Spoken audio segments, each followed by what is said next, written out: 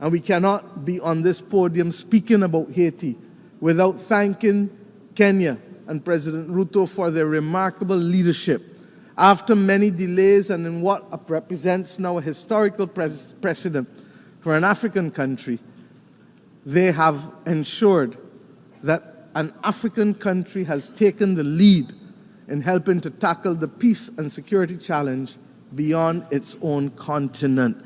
That is the kind of reset that we need in the international community.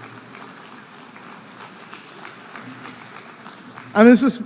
President, you cannot come on this platform regrettably, although I look forward to the day when I will not have to say it, when we must ask for reprieve for the people of Cuba. It is unacceptable, it is unconscionable, and that it continues today is a mark on our international conscience. The Cuban people continue to face the most dire of economic circumstances, and that this is directly as a result of its exclusion and its designation as a state sponsor of terrorism. And I have addressed our only knowledge of terrorism, and Cuba is in fact the downing of the Cubana plane off the waters of Barbados, where Cubans, Guyanese, and Koreans were killed. My friends, Cuba has been a valuable partner stepping up for us when it has mattered most, by the provision of nurses and doctors in pandemics, and by the provision of other essential workers when the global community needed it and when people needed to be liberated in Southern Africa.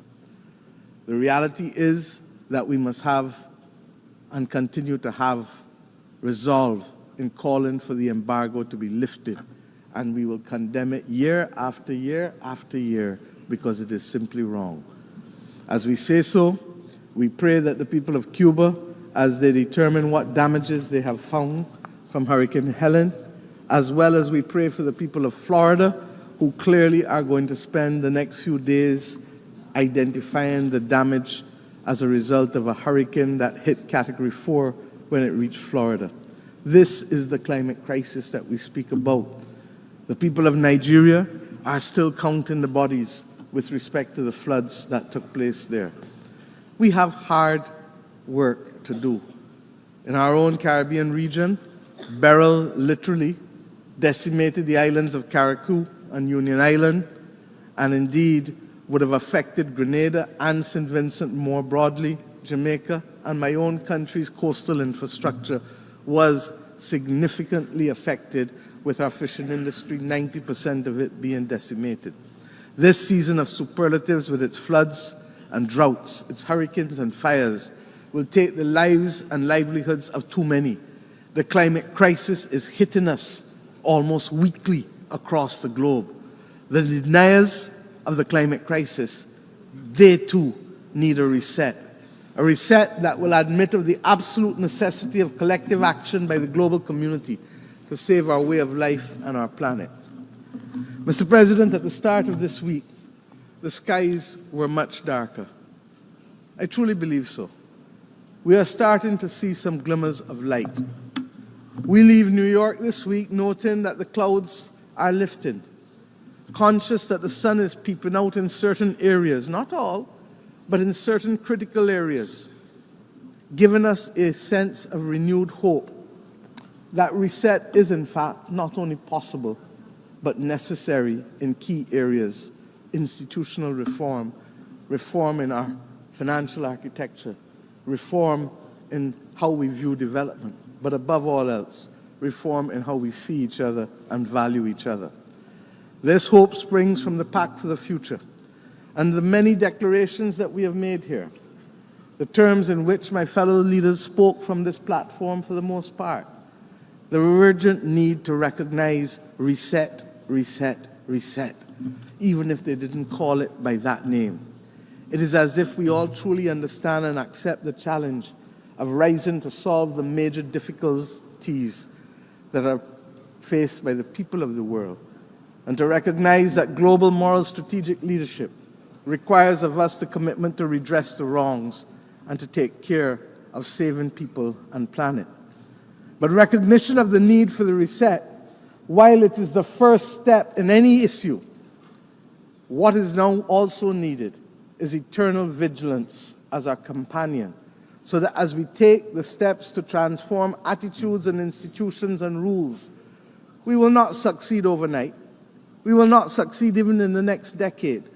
But if we don't do the reset to change the legacy of centuries of exploitation and domination, we will not be fit for purpose to meet the needs of our people in the third decade of the 21st century. I can think, therefore, of no better way to conclude than with a song that I had cause to use almost 30 years ago from my own country. Song from Edwin Yearwood. When I first stood on this podium almost 30 years ago in 1995 as a young minister of youth, and I quote, "A voice in my head keeps talking to me. It tells me the road is long. It tells me we must be strong.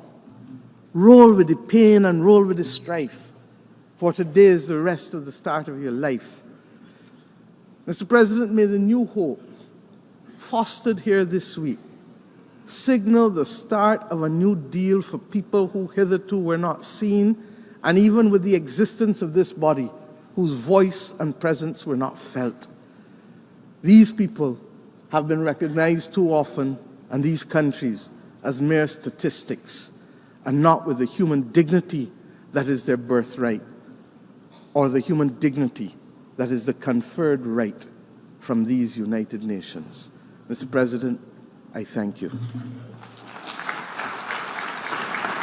Not right. There is no place for assault weapons in our societies.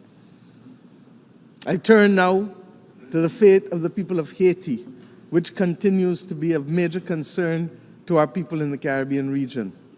The global community now has an opportunity for an essential reset with how it addresses its relationship with Haiti, and which has been born in all kinds of semi and partial concern over the course of the last few decades.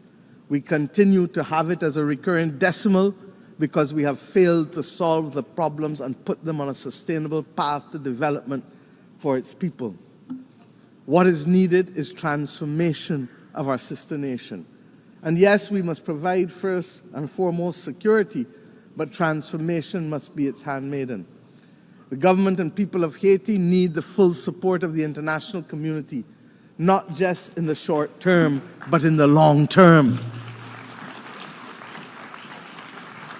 And yes, this starts by extending the mandate of the Multinational Security Support Force, escalating the work of the United Nations, deploying all the tools of bilateral, regional, and global cooperation, not excluding countries who want to participate for spurious reasons, ensuring that those of us who can step up to the plate by significantly increasing the pledge funds that we do so, because we know that it takes cash to be able to deploy the forces and the police necessary to help with the restoration, so that Haitian mother or that Haitian child can go about their day-to-day life without fear of being assaulted or killed or being denied the right to work because of their simple fear of walking the streets.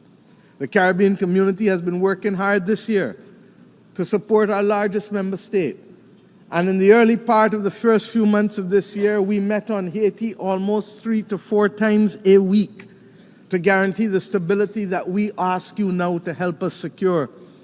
We thank the efforts of the Eminent Persons Group of former CARICOM prime ministers who were on the front line of helping to resolve this complex problem day in and day out, so that we could find a political consensus for Haiti.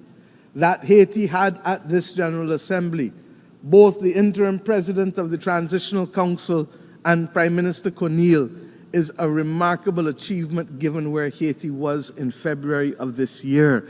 Let them continue on a path, please, of securing their future.